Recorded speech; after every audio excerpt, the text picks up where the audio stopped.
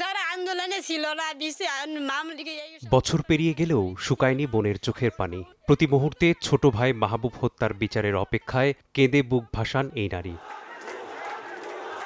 গেল বছর ৪ আগস্ট বৈষম্য বিরোধী আন্দোলন চলাকালে সরকারি গাড়ি চাপায় হত্যা করা হয় সদর উপজেলার মাহবুব এবং ঝিনাইগাতীর সৌরভকে। এ সময় আওয়ামী সন্ত্রাসীদের গুলিতে নিহত হন শ্রীবর্দির সবুজ। পরে সেই বছর ১২ আগস্ট সদর থানায় হত্যা মামলা দায়ের করেন মাহবুবের মা মাহফুজা খাতুন। দীর্ঘ ১১ মাস পর আদালতে তদন্ত প্রতিবেদন দাখিল দিয়েছে পুলিশ, যেখানে প্রকৃত আসামিদের আড়াল করে নিরীহ মানুষকে হয়রানি করার দাবি করে আদালতে নারাজি দাখিলের সময় প্রার্থনা করেন শহীদ মাহবুবের মা।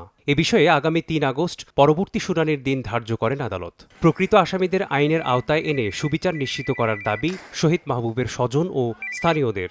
আমার ভাইয়ের প্রকৃত খুনি তরিকুল ইসলাম শাকিল, ওরা এখন পর্যন্ত কেন ধরা হয় নাই, কেন ওরা আইনের আওতায় আনা হয় নাই, কেন ওর বিচার হইতাছে না? ওর বিচার হইলে আমার আত্মা শান্তি পাবো, আমার ভাইয়ের আত্মা শান্তি পাবো। যেগুলা লোক হত্যা করছে ওইগুলার বিচার হোক, অন্য লোক যেন হয়রানি না হয়। যেগুলা লোক গাড়ির ভিতরে ছিল শুধু ওইগুলারই যেন বিচারটা করা হয়। পুলিশ মনে করেন মানুষের দ্বারা প্রভাবিত হইয়া আমাদের সাথে কোনো রকম আলোচনা ছাড়াই তাদের মন মতো করে মানুষের নতুনভাবে ইনক্লুড করে দিতেছে, কারণ মন দিতেছে বাদ দিয়ে দিতেছে, দিয়ে আমাদের কোনো মতামতের গুরুত্ব দিতেছে না। তাদের মন মতোই তারা চার্জশিট তৈরি করে ফেলায় কোর্টে দাখিল করে দিছে। পরে আমাদের জানাই না যায় চার্জশিট দাখিল করে দিব।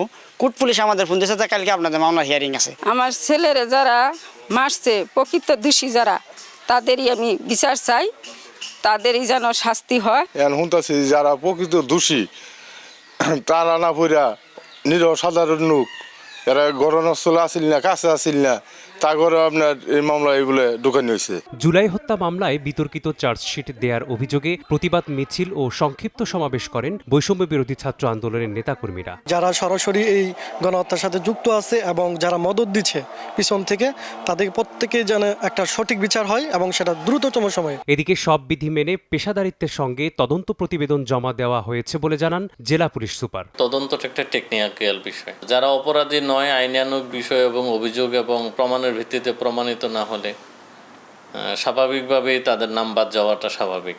আর যারা তদন্তে প্রাপ্ত হয়েছে, প্রমাণিত হয়েছে, তাদের বিরুদ্ধে আমরা চার্জশিট দিয়েছি। তারা যাদেরকে আসামি দিয়েছে আমরা তাদের উপরই ভিত্তি করে আমাদের মামলার তদন্ত কার্যক্রম পরিচালনা করেছি এবং সেই অনুসারে তদন্ত প্রাপ্তির ভিত্তিতে বা প্রাপ্ত প্রমাণের ভিত্তিতে আমরা যাদেরকে পেয়েছি তাদেরকে আমরা চার্জশিটের মধ্যে ইনক্লুড করে দিয়েছি। মাহবুব হত্যা মামলায় এখন পর্যন্ত ৩৫ জনকে গ্রেপ্তার করা হয়েছে। এই মামলায় শেরপুরের আওয়ামী লীগ নেতা, জনপ্রতিনিধি, জেলা প্রশাসনের তৎকালীন নির্বাহী ম্যাজিস্ট্রেট ও গাড়ি চালক সহ ১৫০ জনের বিরুদ্ধে চার্জশিট দাখিল করা হয়েছে এবং ৭ জনকে অব্যাহতির সুপারিশ করেছে পুলিশ।